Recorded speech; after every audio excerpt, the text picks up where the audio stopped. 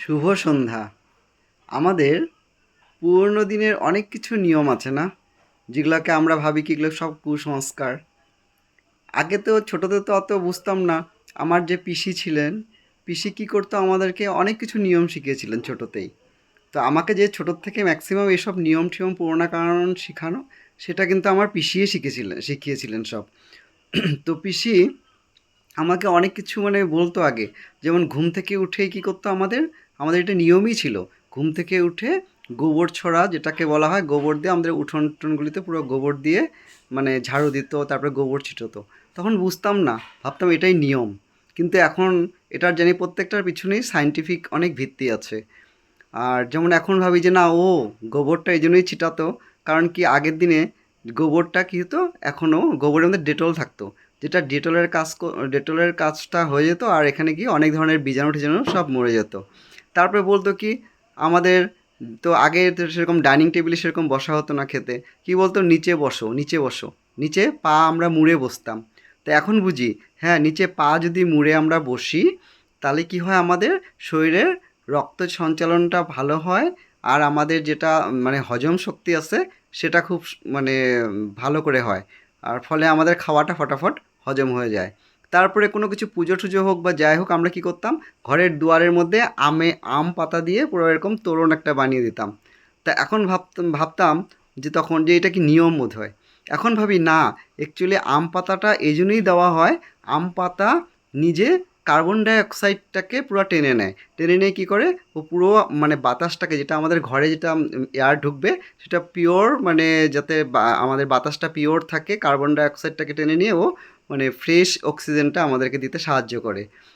তারপরে আমি কি বলবো, আরও যেরকম আমরা আগে কলা পাতা বা শাল পাতা, আমাদেরকে অনেক সময় কোনো কিছু অকেশন হলে কি, কলা পাতায় খাও, শাল পাতায় খাও, বা এখনও আমরা করি।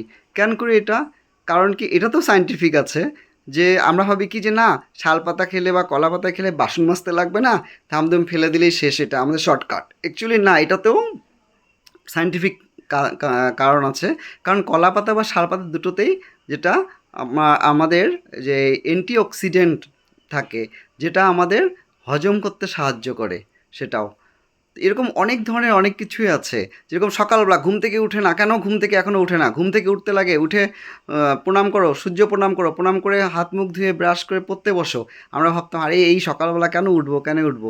কিন্তু সকালবেলা উঠারও যে, সেখানেও যে আমাদের কত বেনিফিট। কারণ সকালে উঠে যখন আমরা সূর্য প্রণাম করব, তখন কি হয়, আমরা এক নম্বর কথা হলো সকালবেলা ওঠার পরে আমরা ফ্রেশ এয়ারটাকে পাই। আর নাম্বার টু কি, সকালবেলা যেটা সূর্যের যেটা আমরা আলোটা পাই, সূর্যের যেটা তাপ পায়, সেটাতে আমাদের শরীরে ডি ভিটামিন সৃষ্টি হয়। তো সেজন্য এই জন্যই আমরা সকাল, আগের দিনের লোকেরা বলে ঘুম থেকে উঠো, তাড়াতাড়ি উঠো, তাড়াতাড়ি উঠো।